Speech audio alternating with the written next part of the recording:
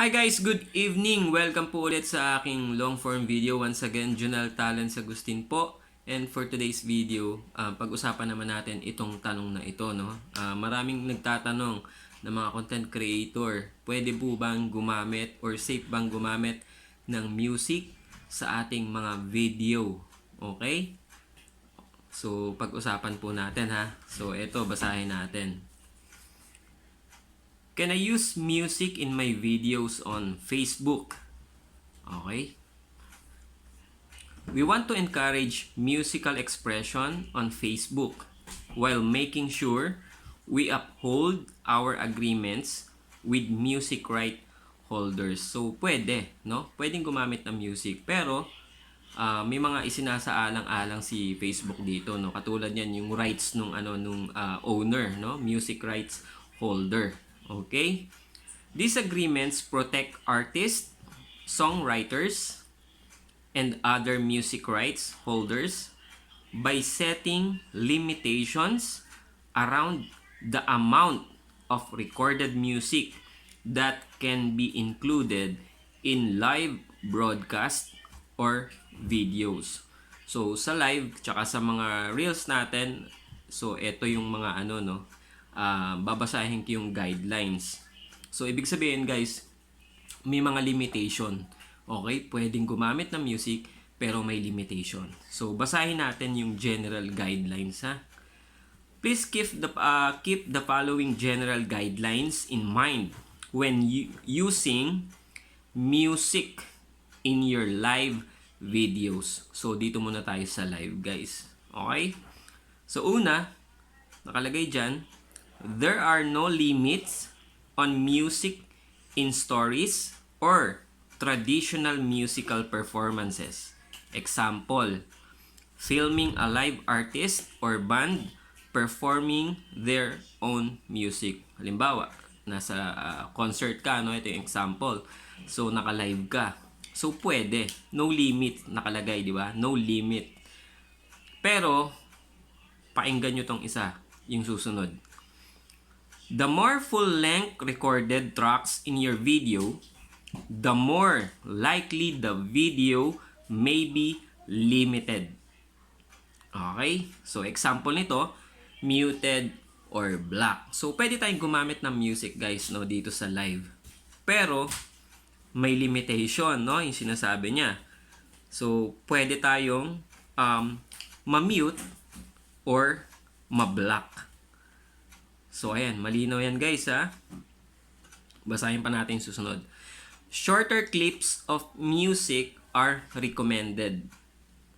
Okay. So, nakalagay doon kanina sa sinasabi dito sa guidelines ni Meta is kapag mas mahaba yung music na ginagamit natin dito sa live, mas prone ito, no? Para ma-mute or ma-block. Okay? So, kung saglit lang natin gagamitin, ito yung nire-recommenda ni Meta. Pero hindi ibig sabihin na hindi siya possible na makopyright. Possible pa rin po yun, no? So, yung pang-apat nakalagay dito, there should always be a visual component to your video. Recorded audio should not be the primary purpose of the video. Ngayon, kung naka-live ka at nagpapatugtog ka lang, no, yun lang yung pinaka-purpose mo or primary subject mo or yun yung content mo, is hindi po pwede, no? Nakalagay naman po rito. So, iwas pa rin talaga tayo sa paggamit ng music kahit sa live natin. Okay? So, tuloy po natin ha. If we detect that your live video broadcast includes music in a way that doesn't adhere to our music licensing agreements, you may receive a notification from us while filming.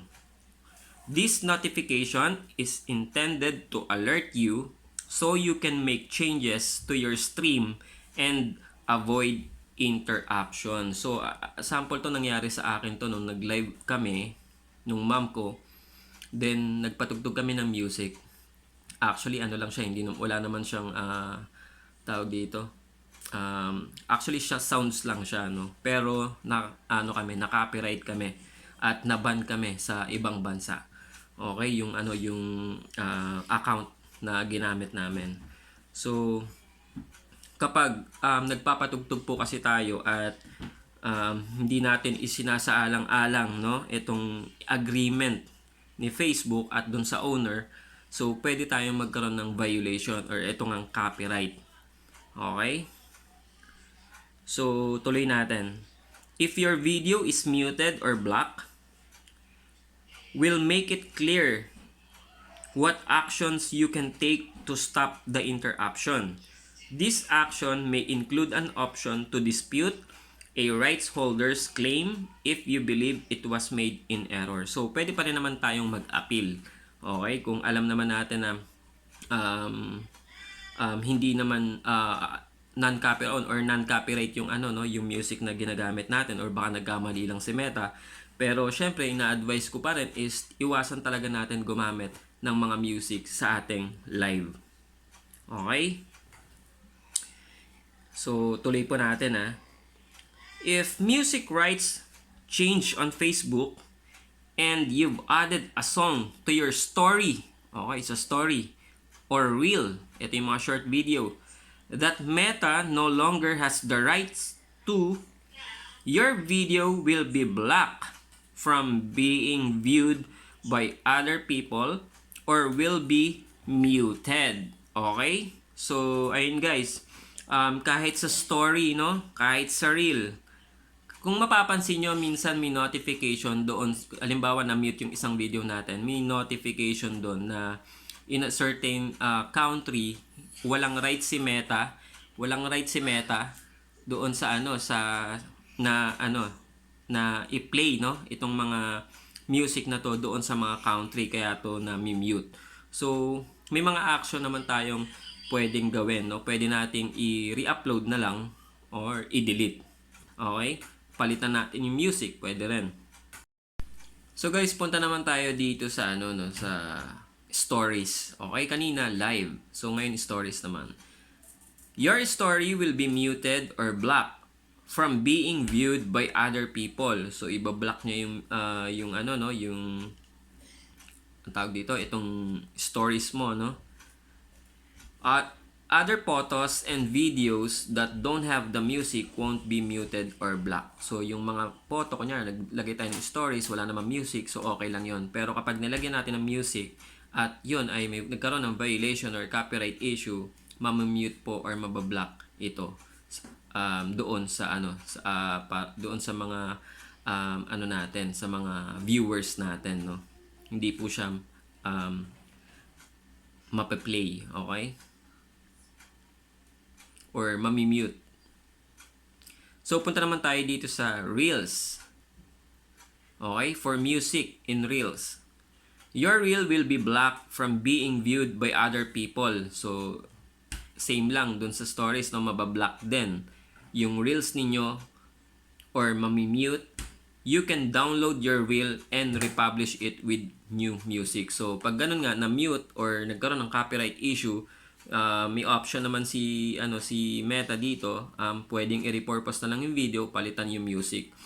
Pero syempre yung ipapalit natin music, di rin natin alam, baka ma-copyright din, no? Even the non-copyright po kasi na nire-recommend ni Meta doon sa Facebook is possible pa rin siyang magkaroon ng violation. So ako sa mga viewers ko, nire-recommend ko, ina-advise ko talaga sila na original audio na lang yung gamitin sa pagre-reels or sa mga video. Okay, para makaiwas ka talaga dito sa copyright na to. Kasi sayang po yung views, no? Paano kung napakarami ng views, 'di ba? So sayang kung i-delete lang natin. Okay, so yung ibang topic about copyright or about dito sa music is sa mga next video po natin itatakel. Okay, so sana malinaw po 'yon. Pwedeng gumamit ng music, pero syempre limited, possible po na magkaroon ng violation kung hindi natin masusunod yung sinasabi rito, or pag nag-claim itong mga owner is ayun, maka-copyright po tayo. Okay? So, thank you once again. Thank you so much sa panonood po sa aking video. Kung hindi ka pa po naka-follow, Follow me for more videos. Thank you.